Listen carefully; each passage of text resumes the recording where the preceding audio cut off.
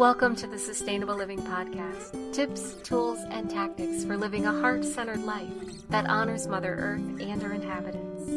The information shared on the Sustainable Living Podcast reflects the opinions of host Marian West, Janice Fryatt, and their guests.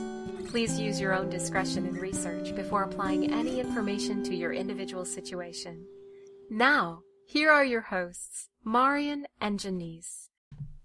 Hi everyone, Janice Fryatt here. Welcome to the podcast. In this episode, I chat with Eric McCool, who's exploring the ways that permaculture and agorism can work together through his website, Permagora. Now, I'm sure most of you are somewhat familiar with the concepts behind permaculture, but you may not have heard of agorism yet.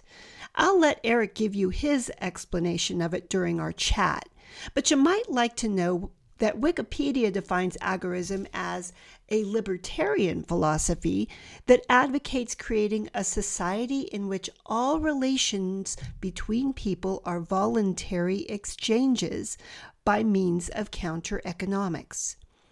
It's a practice that can very well be used as a means of achieving peaceful revolution. To get an idea of what agorism in action looks like, all you have to do is look at our last podcast all about food swaps.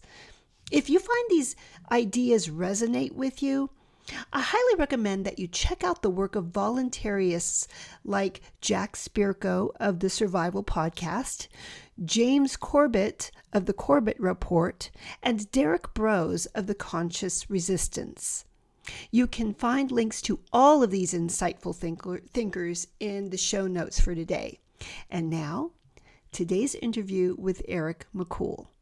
I am very excited to be joined by Eric McCool, who is an author, a permaculturist, an adventurer, as so many of us are, as well as the creator of Permagora, a practice that combines the concepts of permaculture and agorism in an effort to redesign our society. And that's what he's here to talk to us today about. So welcome, Eric. Thank you. It's a pleasure to be on with you. Yeah, well, this should be a very interesting discussion because we're going to be talking about a couple of things that have the potential really to kind of transform society as we know it, and you're combining both of them together, so I think it's going to be really interesting. But before we get going, would you mind sharing a little bit of your story? What brought you to this place in your life? Well, I began growing up in Texas. My whole world was the church I went to. I was in a Baptist church, very involved in the youth group, and planned on going into the ministry, actually, when I just started to have breakdowns of what I call the programming I'd been given my whole life. And it took many years over the course of the next from 18 up until even today. I have continual times in my life when I start to peel back another layer of the onion, you might say. But it began with starting to question some of the tenets of Christianity and the scriptures, and then I began to question a little bit about just all of the institutions of learning that we have and whether or not they really have the answers. And so I went through a process of stepping out of the system and deciding I didn't want to participate. I went to college for 4 years at 3 different schools and basically stepped out before I graduated because I didn't want to go into debt, and I wanted to just live and have a good time and have adventures. So I traveled around for many years, during which time I learned about a few what I can now consider to be alternative ideas, things that I'd never learned about during my years growing up or studying in college, including such concepts as permaculture and the idea of really what the big moment for me was when I read a book called Final Empire by a man who's now a good friend of mine named William Kottke, and it basically explained how everything that's going on in the world, all the problems we have, are all the result of one main thing, which is a philosophy, a precept, you might say, of how we live and what the purpose of life is. And this philosophy he calls civilization or empire. It's this idea that humans can, and therefore we are allowed to or should, go out and conquer the world and just take things by force and create artificial systems that serve us and make us feel like kings or gods, where the high classes sit on top of the pyramid and channel the wealth upwards while all of nature, including humanity, is enslaved. Once I realized that this is how the world works and how it's been working, that really snapped something in me, and I got onto a new course of wanting to do something about the problem and learn skills that I realized I'd been deprived of in my upbringing, how to craft things, how to grow food, how to find food, how to survive in this world outside of the civilization we've all been living in. So that was sort of my path to moving out to Oregon, which I did in 2009, and beginning my official studies in permaculture and studying the concept of eco-villages has been another big key concept for me as I've been learning about all of this. And many other journeys along the way, I had many revelations of just sort of being spoken to or being touched by some sort of energy, some sort of spirit that really helped me to feel passion for this and feel willing to take the risk of risking it all and risking all, what other people consider the securities in life. I did without those for most of my life, just so that I could pursue this, which is a very alternative thing. There's no place to go to pay for the subscription to this. You have to kind of create this kind of life for yourself at this point. So that's my story up until now. I've been traveling all of this year, and I've been promoting Permagora, which is a newer project of mine. But we'll get into that in a little bit. This is just the background. So sorry that was a bit lengthy. That was great. Oh my gosh, you touched on so many really interesting points there. And I'm going to tell you right now that I'm probably going to veer off of the kind of the questions that I sent you because no worries. Okay, cool. So and I'm keeping notes here because there's things I really want to touch on here. You started from a very kind of religious background, kind of exploring, asking questions. I love it because that is the way that we liberate ourselves, is by asking questions. And so many people are finally starting to do that now. First off, I wanted to touch on, you mentioned the system that we have is so based on hierarchy, and this idea that we have kind of a divine right to rule over others, rule over the planet, rule over nature. And it's so interesting to me that kind of these ideas that when we find a flaw in our system, you usually can trace it back to a core idea, and you put the finger on one that is really big, and that is that we have kind of this dominion, and we have hierarchical structures are kind of the way things work, and that's it's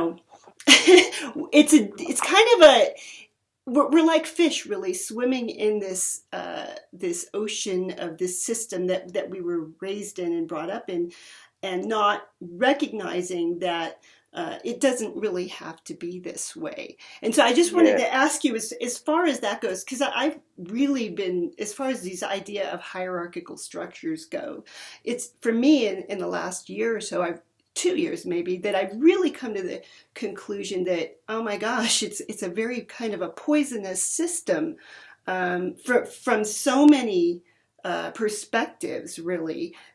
This idea that everything has to be kind of formed in a pyramid where there's one authority or small authority amount of authority figures at the top, and then all the rest of us at the bottom.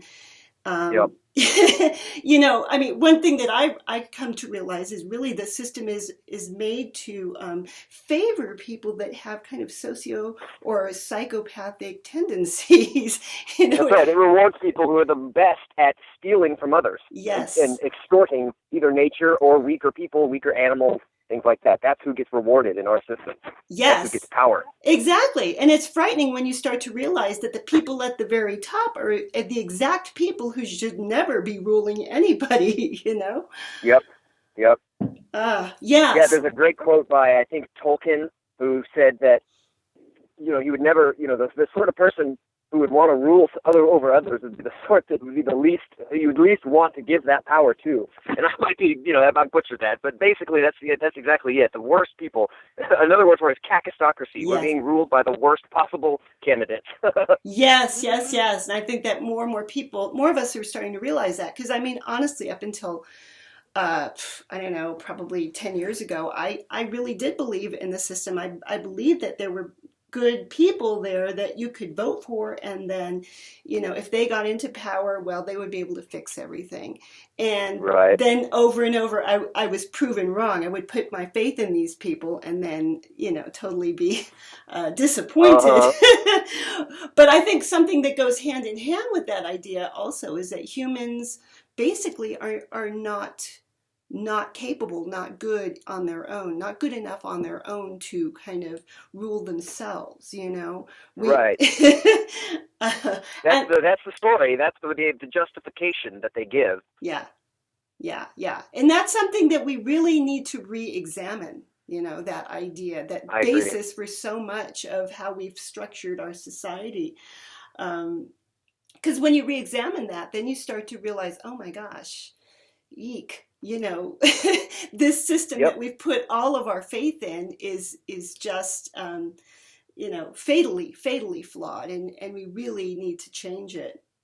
Right. It's flawed from our perspective. From the people who have created it, it's working perfectly. It is designed to keep us in the dark and to keep us believing in these false things like politicians, or the idea that the world, this notion that the world is getting better, that somehow we were all just living in primitive squalor up until civilization. Now all of a sudden we're on this march towards progress, towards paradise, because we can use technology. And anyway, I think it's a hoax. That's the best word for it. It's a hoax, and it's being perpetrated by people who don't even know they're perpetrating it. And I get this. This is a major thing that I like to bring up when I talk to my friends and my people still in the church. It's that I'm not trying to accuse them of being, trying to trick people or trying to lie. I think they don't understand the system they are using. And then it goes for academic institutions too. There's this system that's being used, and the people who created it have created it to mislead us. And the whole thing is a hoax. The whole thing is a lie and a play that we're all play acting in. And who's writing the script is what I kept wanting to find out. Who's controlling what the narrative is, how the conversation goes, what the customs are. The policy is another key word in this thing. Who controls policy? This is something that it doesn't matter who stands up in the microphone with the cameras on him. That's meaningless. What matters is who controls the policy, and by what right do they rule? What is the justification, or from whence do they derive their right to rule, is the question. And for a long time, when people were easier to mislead, for humanity, thousands of years ago, was very different and much simpler, and we had a more natural way of life, and a lot of people could be easily lured into these games with gems and jewels and gold and fancy outfits and ritual, and it was easy to convince them that God had given these few people this special right to rule over others and to make policy. Whereas nowadays they have to pretend as though we're all kind of making the policy ourselves, right? They're trying to convince us that we do rule ourselves, that we're self-ruled. Mm-hmm. But that is an obvious hoax and a lie. Mm-hmm. And so what do we do about it? First we have to find out who is making policy. And we have to nullify their system. We have to get out of the system that they created, because if we keep using it, it's going to keep working for them. Mm-hmm. We're like, it's like trying to beat a guy at a game he made up, and he can make up the rules every time. As little kids, I think of that all the time, the playground mentality of someone says, hey, I want to be a pony. And they're like, no, you have to be an owl. It's like, who says? Someone just decided for you. And the people that run society are just nothing more than childhood bullies who grew up and never got put in their place by people telling them, go away. I'm not going to do what you say. So anyhow, it's a very complex thing, and that's why it's so important for so many of us to be trying to tackle it philosophically and practically on the ground with community solutions. Why I have so much respect for Derek Brose, for guys like James Corbett, for people who are trying to build alternatives. And that's what I've been studying on this tour. I've been doing is finding people who are doing just that. I'm looking for them and their story and their advice. Like, how do we proceed here? What can we do about this problem? Yeah. Oh, well, I am also a fan of James Corbett.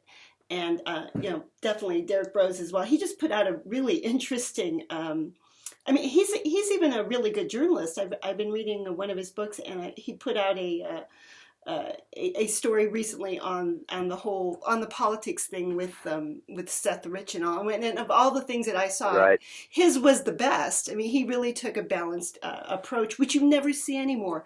But I'm getting sidetracked here. Back on this idea of the basis for the system, and you also touched on spirituality, which which I think is a big issue. as well, because it's when people start to get their own direct connection to spirit, or that other place, is when they start to realize, hey, I've been giving my power away to these other people and looking outside of myself for the truth, when the truth really is inside of me. If I, if I try to develop that, and I think a natural outgrowth of that, personal spiritual quest is that you start to realize that everybody has the right to their own journey. And that is really where the truth is found. It's an individual thing. So trying to get everybody on board to one idea really is kind of counterproductive in a sense. Do you understand what I'm saying? It's limiting, and yeah, I agree completely. Yeah, and that's where I've actually started to embrace and really explore the ideas of voluntaryism and anarchism. Because if you really think that humans are basically good, and everybody has a right to their own, spiritual growth, their own journey on that road, then a world in which we are self-governing seems to be the natural outgrowth of that.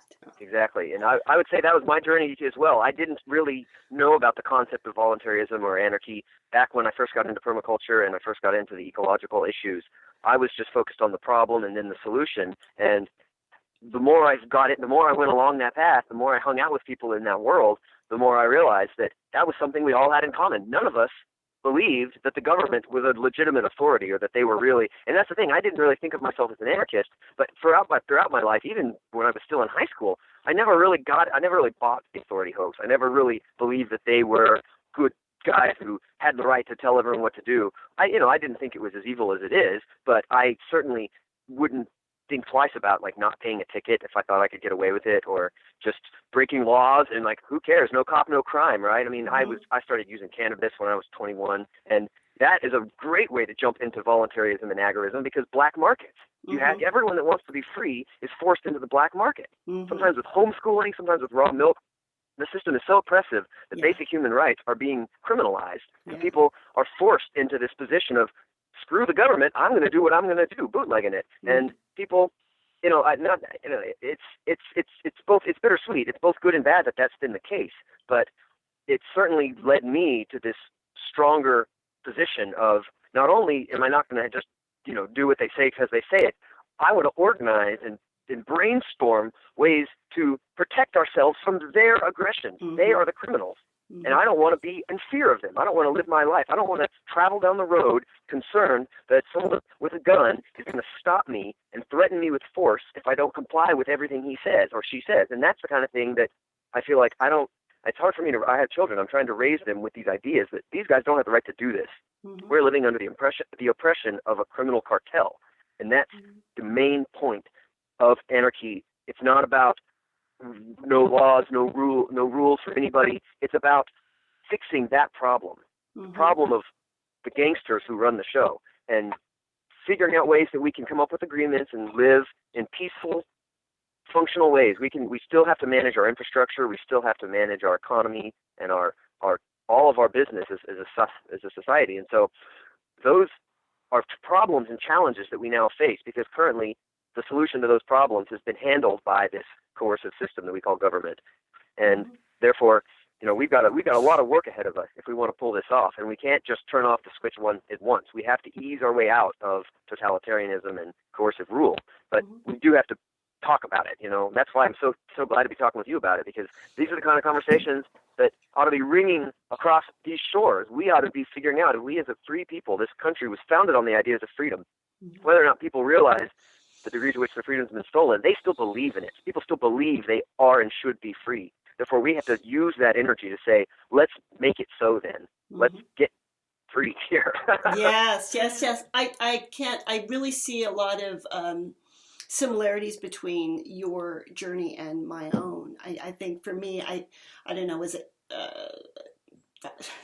10 years ago, around the same time that I mentioned before, I started really kind of waking up. It had to do with my son kind of showing me some things on YouTube that I wasn't aware of, that the mainstream media was not covering. And then I was really just kind of the same way. And I think a lot of people listening to this podcast feel that way as well.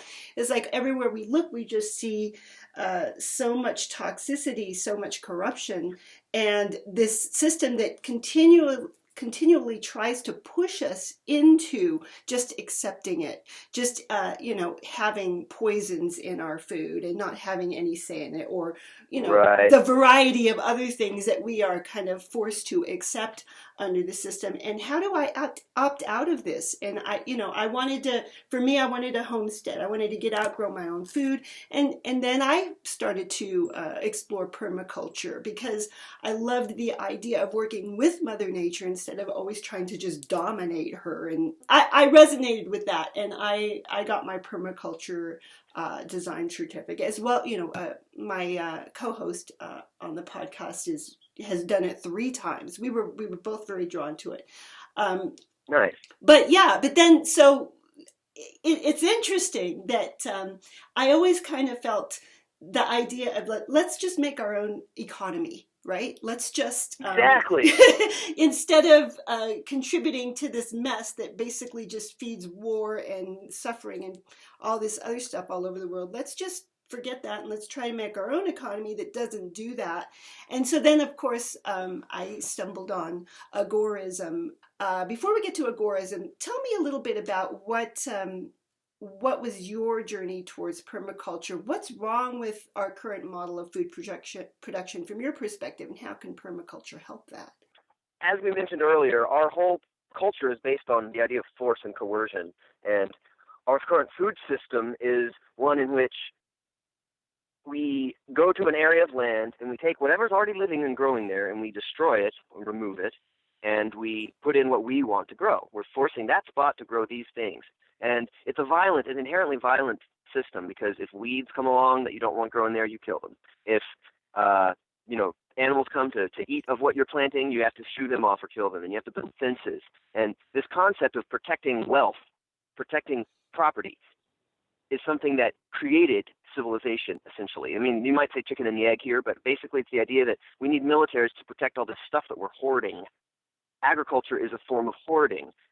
For hunter-forager cultures, like all animals in nature, except for us, they live on what is there. And they don't get me wrong, some animals do stash away food and store it for later, but it's not the same thing as doing it for profit or doing it at an industrial scale.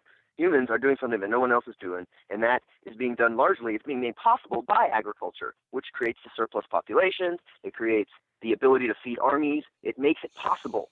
Modern farming is the trick, the cheat that priestly classes, the empire builders, that they used to fund, and it's the basis of an economy. Their economy for their civilizations is based on, first, getting all the food for all the soldiers, and dried, storable, shippable foods, grains, and things like that. So anyhow, that's what's wrong with it, is it's based on this backwards philosophy that we ought to be dominating everybody and being kings on top of a huge pile.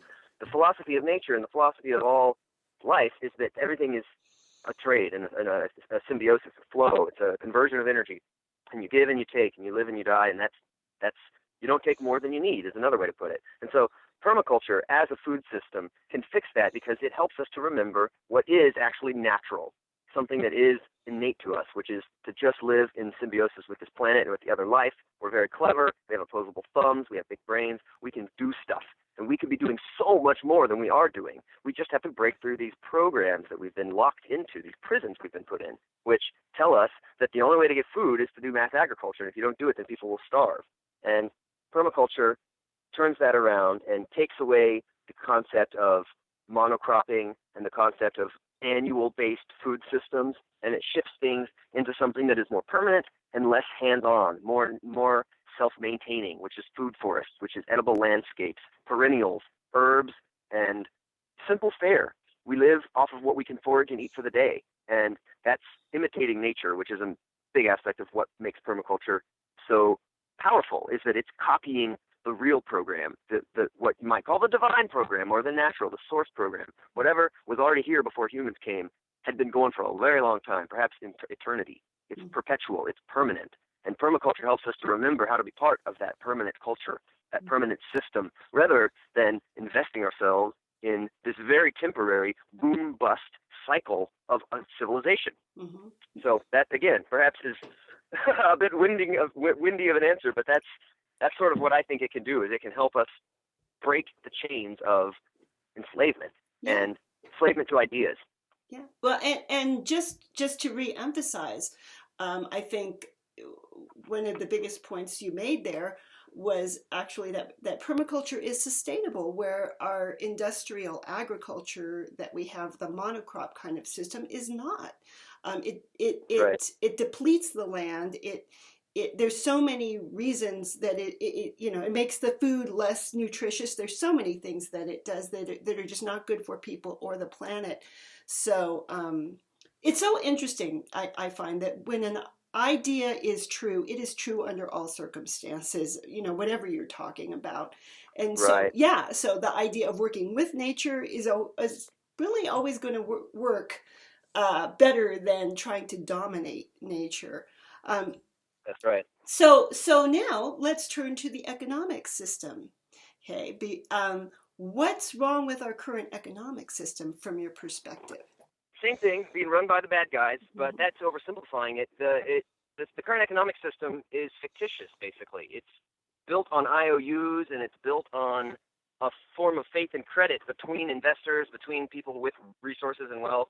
There are still real valuable goods that are being counted in the economic world, like real estate and gold or productive capacity, infrastructure like that. But ultimately, most people's wealth has been created through a sort of stealth inflation that's been going on for the last 100 years via the Federal Reserve System, fractional reserve lending, derivative markets. They've just been adding and adding to the layers of chicanery that modern financing is, modern financial, whatever you want to call it, economics is. It's chicanery, it's dissembly, it's trickery. And so the problem is that the insiders are running this whole thing, and they're just using it to maintain their own wealth, keeping the rest of us poor, and ultimately gutting the middle class, making a lot of people who were starting to kind of get on the climb after about 50 years of a boom, they're now going to go back to peasantry. And this is all a little more abstract. Physically or specifically with the technologies, with the apparati of the modern economic system, I feel like it's all built on this illusion that we're gaining anything by creating all of these material goods and trading them and counting ourselves wealthy to have them. It's something that's very hard to explain when you don't ever step out of it and realize your true humanity. And for a lot of people, meditation, for a lot of people, psychedelics really help, create this awareness in them, really help to remind them of the truth, which is that the most beautiful, most amazing things in this world are relationships and are experiences in a place. And our modern economic system doesn't touch that stuff. It sells it to you. It sells you the assemblage of it, the veneer of it, but it can't really give you that. And people are scrambling their lives away, and they're not getting any happier. Even if, for instance, even if everyone in our current economic system could enjoy the kind of wealth that very wealthy people have, even if we all had that luxury, it still wouldn't make us happy. The economy isn't just broken because it only empowers a few while keeping the rest enslaved. It's also broken because we're valuing what I would consider to be the wrong things. Or at least we're overvaluing them, and we're undervaluing the most important things, which are relationships. So, I'm not an economics person myself. I study it a lot, and I'm real into it, but I've never really, learned the ropes of the current system. Other than I watch Max Kaiser, and I'm a really big fan of Gerald Celente, and these guys have helped me to understand how this con is being pulled off. But yeah, I feel like the problem with it is it's a con, and it's very rare to find real direct transactions and trades, which to me are the healthiest kind. And the more we get international distribution, and the more we get middle people and assembly line consumerism, the further away we get from what I consider to be our purpose, or at least our best opportunity in this place and on this earth. Boy, you touched on so many interesting things there. One of the things that really sticks out to me, it seems that I think I could draw from what you just said, is that you have a system that's based on separation. We're all separate and kind of striving for this goal of happiness under this system. And it is not set up for that. It's not set up. Right. I started to realize that years ago when I saw this headline. I kid you not.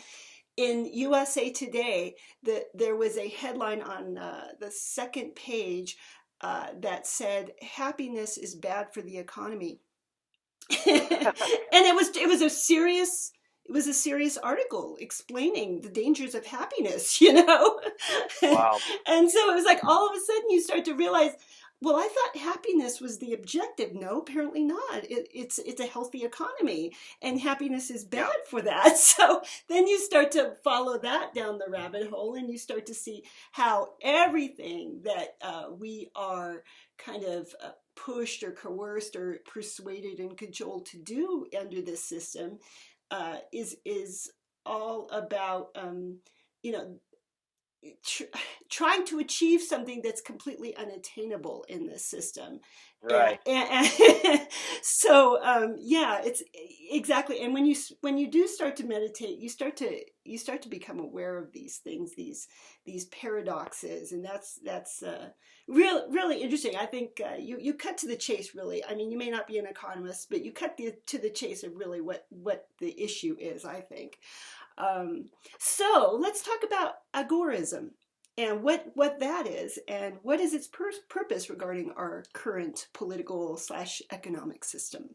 Okay, so agorism or agorism is, I consider to be kind of a natural response to the messed up system that is being imposed on humanity, and that's a real economy. People are going to create a real economy even when it's illegal, and that's pretty much what makes agorism is that it's counter-economic. It's being done in opposition to the mainstream economic system, and oftentimes it's violating laws that are created in order to maintain that system. And so agorism, I like to think of it as a form of economic civil disobedience.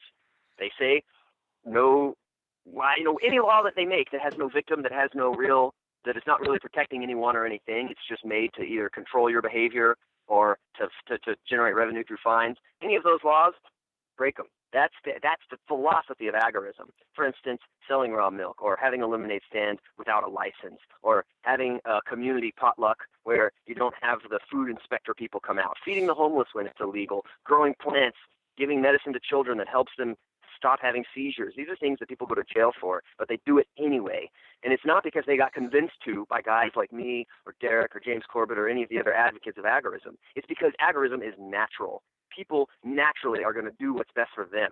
And that's how economies ought to work. They have to function on that premise that right and wrong are dictated by how happy everybody is at the end and how well business can be done in the future. And so if you do a good job and provide a good service, people are going to want to come back for it. And you don't need regulators telling you what is or isn't legal to serve and to offer. If people want it, they're going to buy it. Mm-hmm. And so agorism is a sort of school of thought, and it's also it's a practice. It's a way of life you can create for yourself, which I consider to be anarchy applied. Because anarchism, at least in its modern iteration, is mostly philosophical. It's mostly intellectual. It's being done on the computer.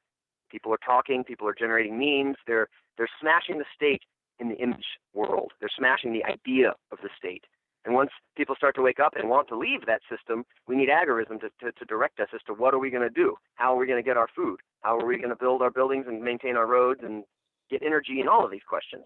Agorism is a form of community, what's the word for it? Horizontally controlled policy is made by the participants. It's a fair and free system where people can go into business or they can cooperate in groups to create things that government currently offers us. And we need some of the things government offers us. And agorism, I think of it as a way of organizing around our needs economically, which, of course, touch on all the other areas of our lives, too. So the agorist movement is it's still largely also intellectual. It's an idea people are trying to spread, but it has so many manifestations via farmers markets and via festivals and places where people, I look at it like I'm going around meeting up with old friends and with other people that I meet through the internet who are making their living in an unconventional way. They don't have to work the 9 to 5. They don't have to sell themselves to the corporate system. They figured out a way to make a living by being innovative and being creative, and a lot of times by doing tons of different stuff in different times of year, and just that's the kind of thing that I think of as agorism lived out. That is agorism applied, is when you get out of the system and you need less of what they have to offer, be it services like insurance or car payments or internet and phone and television. These are things that a lot of people figure out ways to live without all that, and then they don't need as much money, and then they can live in unconventional situations. They can do work trades. They can go live at eco-villages, and that's where agorism, I think, ties into the whole eco-village permaculture world, as they are. That, again, another bunch of stuff all at once there, a barrage. Well, there is a lot to talk about. We're biting off a big topic here. You are biting off a big topic here with Permagora. But just to reiterate, with agorism, it's non-hierarchical, tends to be local. It's a decentralized system, and it's unmonitored. Probably the most controversial part of it is that it's all done under the table. It's not taxed, that kind of thing. It's exchange that is not taxed and monitored by the government. And traditionally in the past, it's been called the black market. But yeah, it's simple things like, a potluck or a food swap or there's so many things, so many ways that agorism is being done in our country today, and has always been done in our country, that people didn't realize that that's what it was. Also, one other thing I noticed is that it seems to spur creativity of the participants. You can do things without having to jump through a ton of bureaucratic hoops to do them. Right. So there's a lot of cool things about it, and for me it really resonates with my original idea, and yours too, about being apart from the system, not participating in it anymore, so that you're not putting your energy towards that. You're participating in something that hopefully is going to be more wholesome. Exactly. Yeah. So let's get to the combination of permaculture and agorism. I think it's fascinating that you have seen that they really work together. And well, could you tell me a little bit about your journey there? How did you come to that idea, and maybe explain a little bit how they work together? I came to the idea after I first went to Anarcapulco, which is a large voluntarist anarchist conference in Mexico. It's had 3 so far, so it's fairly new. I went to the second one for my first time, and I had been studying permaculture for almost, for about 8 years up until that point. And what I had sort of concluded was that permaculture just wasn't really getting anywhere. The ideas are all there, and we all know how to do it. We all know what we need to build, infrastructure-wise and system-wise, but nobody can seem to do it at large scale. And that's where I realized permaculture is being stifled, or at least the application of permaculture to solve global problems is being stifled by those who are profiting from those problems. So permaculture is being held back. And when I went to the conference in Mexico, I realized, I'd been also just independently getting into anarchy and getting into voluntaryism and following all of these alternative media people. Largely, a lot of people are economic, a lot of them are political or philosophical, but I've been following guys like Larkin Rose and Luke Radowski, Dan Dix, and Adam Kokesh, and so many others. And when a lot of them were at this conference, and I met them and hung out with them. And I realized at this conference that these people, meaning the anarchists, need permaculture, because they've got great ideas about what needs to be done about the state, but not a whole lot of people talking about what do we replace it with, how do we solve all these problems that I mentioned earlier. And permaculture, to me, seems to be essential for tackling any of these topics.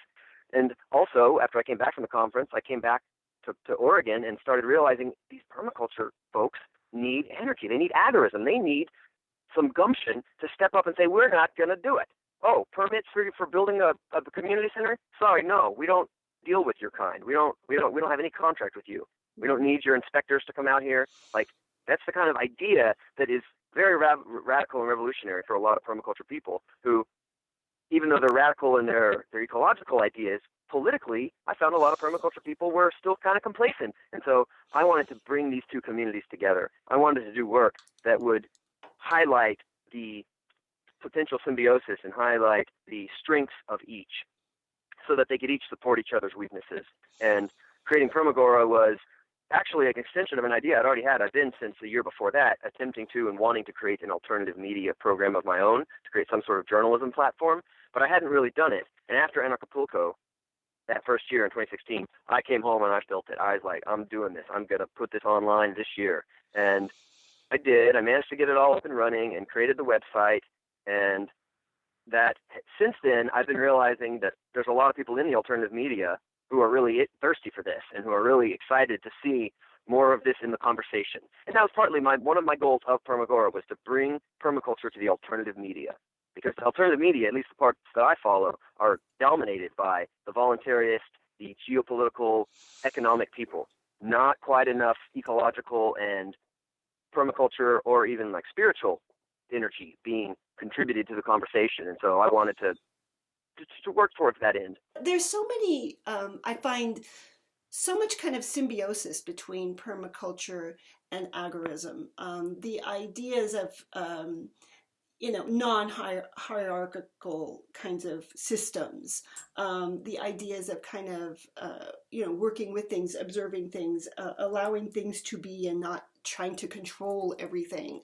Right. To me, it makes a lot of sense that, they would go hand in hand with the people, the geopolitical kinds of people that you've been following. What has been their response? Have with them, you explaining or showing them what permaculture is and how it works and how it can help what they're trying to do? I've had good response. A lot of them already know about permaculture and agree that it's something that needs to be in the conversation. Some of them don't really know much about permaculture. And, I got to admit, there have been people I've met who, it's not that they're against or anything, but they're just kind of, not interested. That's not what they do or think about. And there's a lot of the Bitcoin, cryptocurrency, and there's a little bit of a, I'd say, along with all of the overlap and all of the compatibilities, there's a little bit of perhaps potential for conflict or for disagreement amongst people when it comes to the cryptocurrencies and the technological system that is required to maintain that, versus a lot of permaculture people are a little bit more naturalist. They want to go back to more simple systems. Mm-hmm. But anyhow, the response I've been getting has been good, and yet I still I'm looking for more. I'm looking to light some people up. Mm-hmm. And one thing I've realized about permaculture and about a lot of the work I do is that it takes time. You can't explain to somebody in one 30-second or even 5-minute conversation what is really being what we're talking about today. Like, we're going to spend an hour on it, and of course we're only barely scratching the surface. There's so much to this idea,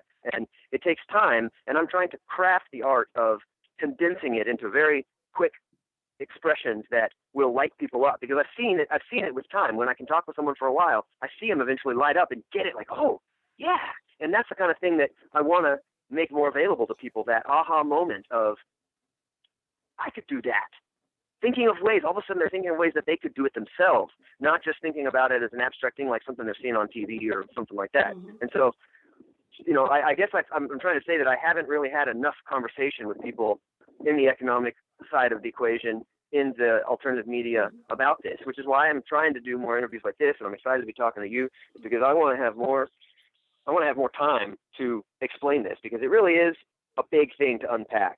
And yeah, I think once people take the time to look into permaculture, it does become very clear how advantageous these ideas are, regardless of what kind of labels you want to use or what kind of there's a lot of ways to do permaculture. It's not just a one exact thing. It's not just one program with a script. It's a whole way of life and concept. So yeah. Anyway, and I definitely have more work to do. Well, I think one handle that you could certainly try is the move towards self-sufficiency. That's one thing I keep hearing. I mean, you'll hear it. James Corbett may not be a permaculturist, but he is certainly big on self-sufficiency, and all those. Absolutely. All those people are. And so permaculture, if done right, leads to that. It's a very effective way of achieving self-sufficiency, or at least self-reliance. So, and one of the things I love is how it kind of brings two kind of very different approaches together. I know when I was first looking at all of this, I saw that there were the preppers on one side, and then you had the permies on the other side. You had the preppers who were kind of more conservatively oriented, and the permies who were kind of more eco, maybe liberal oriented. But they were both moving in the same direction. And if you look, they tended to have so much in common. And that's true. And that's what I love about things like this, bringing people from just very huge, drastically different political worlds together, and helping us all to realize that we have way more in common than we have differences. Yes, that is totally true, and that's a great agenda to try and bring these different groups to the table and figure out where we can help each other out and where we can cooperate and be of use to each other, because we're all in the same business here of surviving and of having some control of that which matters most to us, right? We're trying to have control of our food and our water, how we raise our children, and that's what the whole game is about. And so, I think there's definitely a lot of room for cooperation amongst us all. Oh, it's huge. And if we could just focus on that instead of always trying to find these different things that we disagree on, the world could just be moving forward so fast. When I see things like what you're doing, it does give me hope. It makes me feel like there are more lights out there trying to get this message across. So tell me a little bit about what you're doing with Permagora and what you hope to accomplish with it. Several things I'm doing. I've kind of combined my early career after I dropped out of school, the college scene. I did a lot of vagabonding, a lot of adventure travel, going places, living cheap, living without money, and just kind of depending on meeting people and making agorist deals before I knew what that was. But anyway, it was adventure travel, and I love going to natural places of natural beauty. I think being here on this earth and really enjoying this earth for what it is already, for the natural things that are here, is a big part of how we reconnect and redevelop our freedom. And so I really encourage the exploration of the natural world. So that is one aspect of what I do on Permagora. I go around and I go to cool places and take pictures and videos and talk about what's going on there.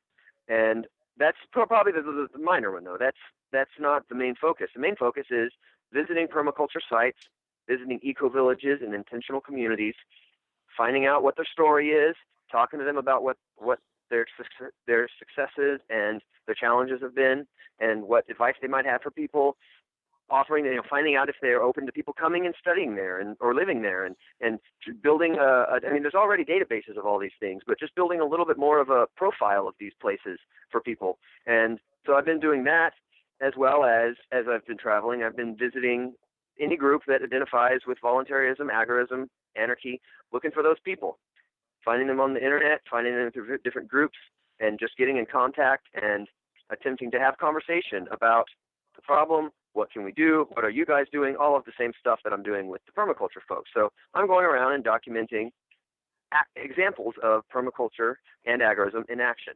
And I'm also attempting to build a strategy. I'm trying to learn myself about the different systems and different approaches that are being used, and learn how I can take pieces of that and get ideas for someday. I feel like we're going to build a bigger scale, more, once we have the green light, once we have some freedom, we're going to build a bigger scale system, a community network that's going to actually function in its completely self-reliant counter economy. Mm-hmm. And I'm attempting to make contacts with Permagora. I'm attempting to create that outcome of a real one, like a live drill here, where we're going to go live with this whole thing and not just be practicing. Because, for some people, the journey's been different. Some people really have taken it as far as they can. But I guess I feel like I want to see something even bolder be attempted. Mm-hmm. And so part of my work is to find people who share in that enthusiasm and who share with visions and ideas for how it could be done. So it's a lot of things I'm trying to accomplish all at once. Mm-hmm. And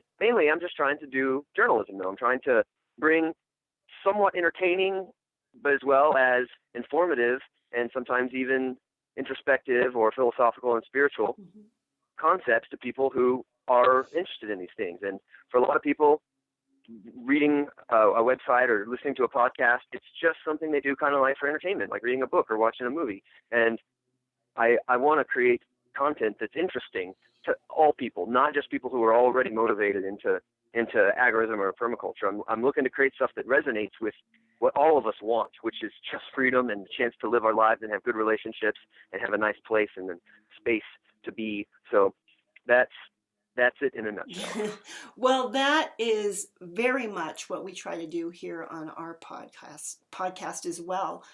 Mariana and I always have felt that one of the biggest obstacles to creating the world that we all want is that we have no way of envisioning it.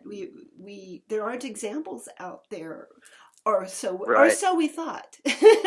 Exactly. And so that it's really important for many of us, like you are doing, to share the examples that are out there. Tons of examples out there. It's just that we are over and over and over again shown that a world where those things cannot exist on like the mainstream media and that kind of thing. So huge important work that you're doing, I think. Thank you.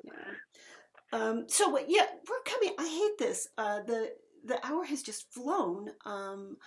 I just want to ask you a couple more questions. First, if you could share with me kind of your version or your vision of this world that is kind of forming with all of the people that you have met on your journey.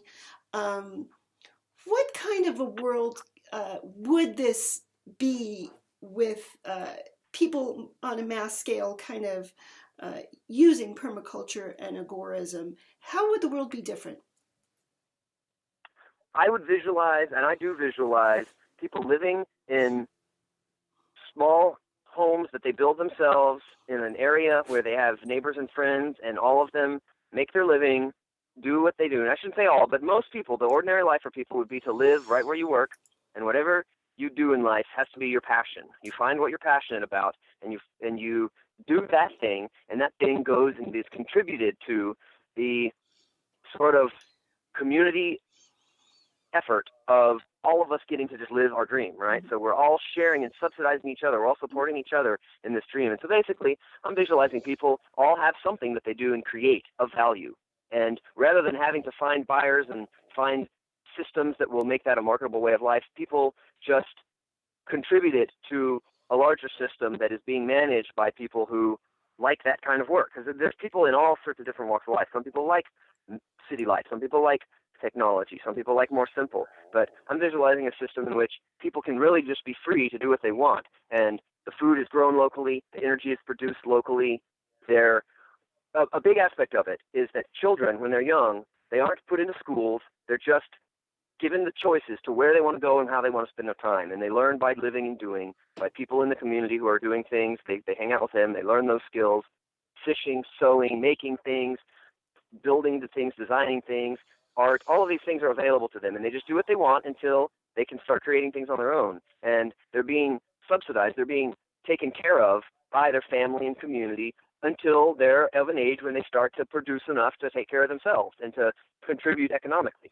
And so the point is that rather than forcing kids into schools and into careers, we just let them do whatever they want and show them the opportunities that they have in terms of fun things to do that also people value and will trade for. So it's a much more community-based model where people know each other and have relationship with their neighbors, and you don't have laws to prevent people from doing bad things. You just have customs, and you have social pressure.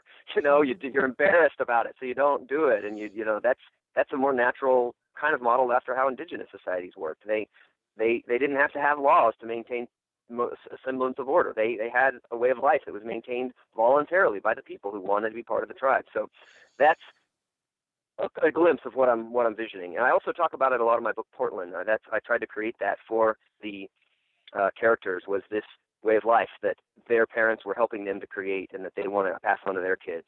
It's a way of just living off the land and making your income from a variety of passions and hobbies that you have. Oh, great. Well, and you mentioned your book. What's it called now? It's called Portland, which is spelled Portlyn. It's the name of the character, a girl whose parents raised her in this kind of special way, and she's a very bright light who is helping the readers to find out about all of these ideas. She and her family have been living them, and the narrator of the story meets her, falls in love with her, and she takes him on this journey to this way of life that she's creating, and he's going to get to be part of co-creating. And so that's just a fiction story that I feel like really sums up a lot of what I'm trying to do with Permagora. Oh, great. Is there a way, can people just get that on Amazon? Is there a way to get that? It's on Amazon. Yeah, Okay. It's on Amazon, and I've got links to it on my website as well. And okay. yeah, and I also am traveling around, and when I come to town, I've got copies. So those are the ways to get them. Oh, great. And now how else can people learn about you? Could you share your website or any other ways that people can contact Sure. you? Yeah, my website is permagora.com, and I have a YouTube channel just under my name, Eric McCool, also a Facebook page, just my profile's there, and I don't really have anything else up. I'm not on Twitter or any of those things, but perhaps someday I will be. I got to get a little more savvy about these things, but for now, Facebook and the website are good ways to reach me. Wonderful. Thank you so much, Eric. This has been just a fascinating discussion, and I hope that you'll keep in touch. Let us know what's going on with you. Hopefully, maybe you can come back on the show and give us an update. I'd love to, and I'll definitely stay in touch. Wonderful.